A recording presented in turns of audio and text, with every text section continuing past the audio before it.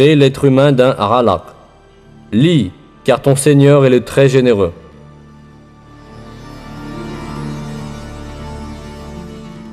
Le sens du mot ralaq en arabe est quelque chose qui s'accroche. Ce mot est utilisé littéralement pour décrire les sangsues qui s'accrochent au corps pour sucer le sang.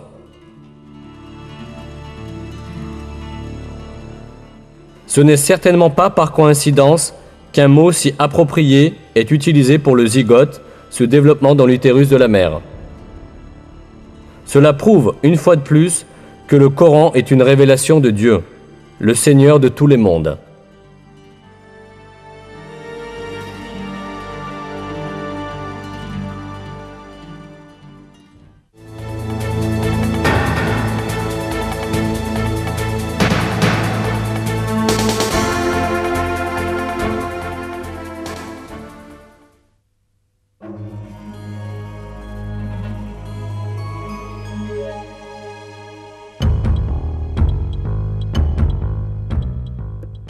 Lorsque le Coran nous dit qu'il est facile pour Dieu de ramener l'homme à la vie après sa mort, l'empreinte digitale de l'homme est particulièrement mentionnée.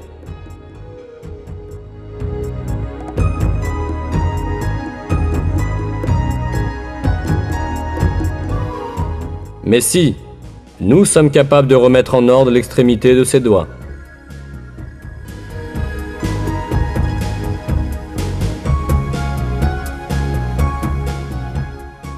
Cette allusion aux empreintes digitales a une importance particulière.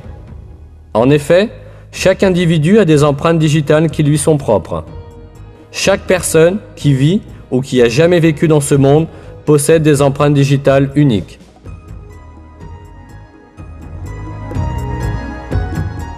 C'est pourquoi les empreintes digitales sont reconnues comme un important moyen d'identification des personnes et sont utilisées dans ce but dans le monde entier. Mais ce qui est important ici, c'est que cette caractéristique des empreintes digitales n'a été découverte qu'à la fin du 19e siècle. Avant cela, on considérait les empreintes digitales comme un simple dessin sans signification particulière. Cependant, dans le Coran, Dieu souligne l'importance de l'extrémité des doigts, qui n'attirait l'attention de personne à l'époque. Cette importance n'a été comprise qu'à notre époque.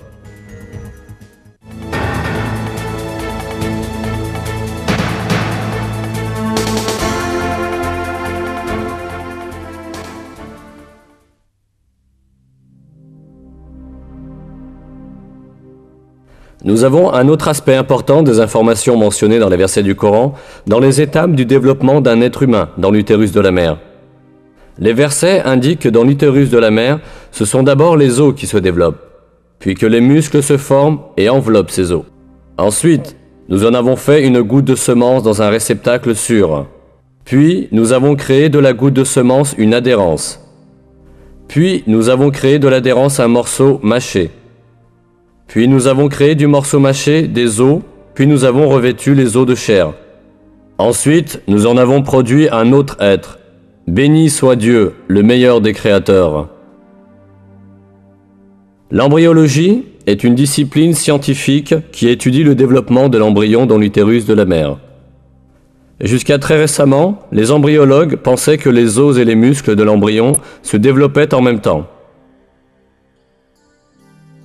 Pour cette raison, il y a longtemps eu des gens qui prétendaient que ces versets étaient en contradiction avec la science.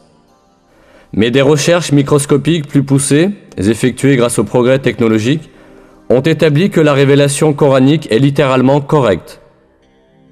Ces examens, au niveau microscopique, ont montré que le développement à l'intérieur de l'utérus maternel se fait exactement de la manière décrite dans le verset.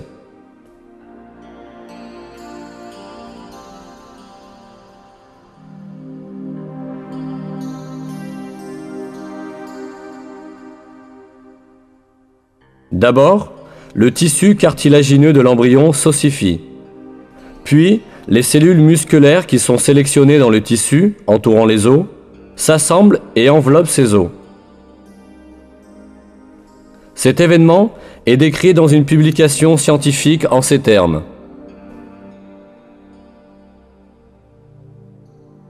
Au cours de la 7e semaine, le squelette commence à s'étendre à tout le corps et les os prennent leur forme familière. À la fin de la 7e semaine et au cours de la 8e, les muscles prennent leur position autour de la forme des os.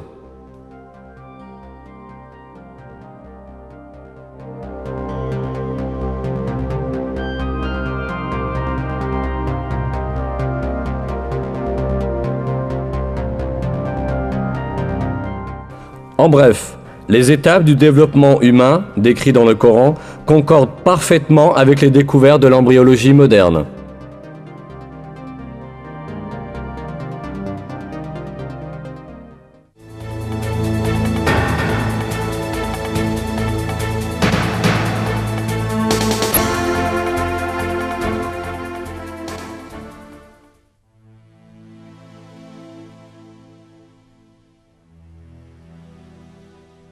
Il est dit dans le Coran que l'homme est créé en 3 étapes dans l'utérus maternel.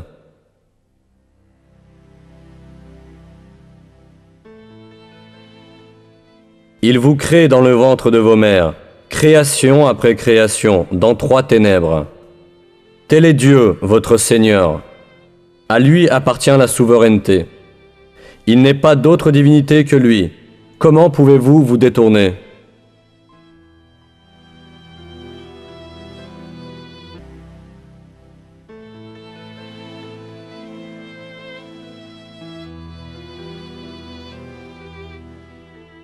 Comme on peut le comprendre, ce verset indique que l'être humain est créé dans le ventre de sa mère en 3 étapes distinctes. Or, la biologie moderne a bien révélé que le développement embryonnaire du bébé a lieu dans 3 régions distinctes de l'utérus maternel. Aujourd'hui, dans les manuels d'embryologie, étudiés dans les facultés de médecine, ce sujet est considéré comme une connaissance fondamentale. Par exemple, dans Éléments d'embryologie humaine, un texte de référence fondamental dans le domaine de l'embryologie, ce fait est exprimé ainsi. La vie dans l'utérus connaît 3 étapes. Pré-embryonnaire, les premières 2 semaines et demie, embryonnaire jusqu'à la fin de la 8e semaine, et fœtale de la 8e semaine à l'accouchement.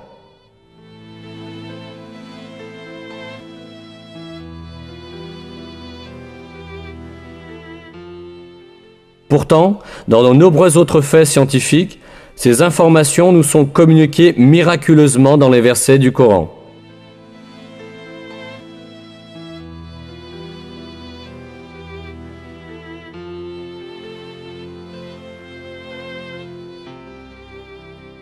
Le fait que des renseignements si détaillés et si exacts aient été donnés dans le Coran, à une époque où les gens n'avaient que des connaissances réduites des questions médicales, prouve clairement que le Coran n'est pas une parole humaine, mais la parole de Dieu.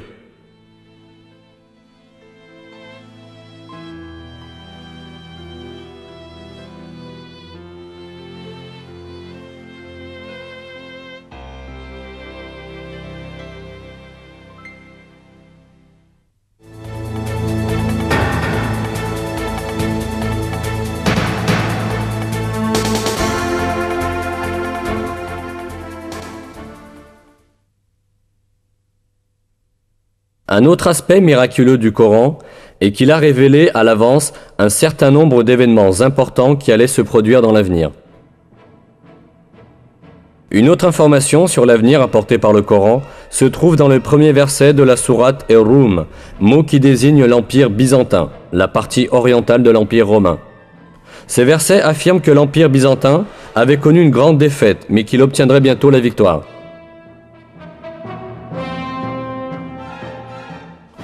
Les Romains ont été vaincus dans le pays voisin, et après leur défaite, ils seront vainqueurs dans quelques années.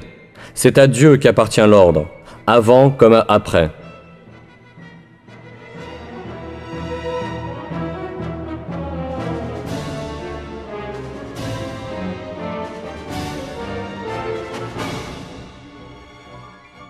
Ces versets furent révélés vers l'an 620 de l'ère chrétienne, près de 7 ans après la défaite cinglante infligée par les Perses aux chrétiens de Byzance.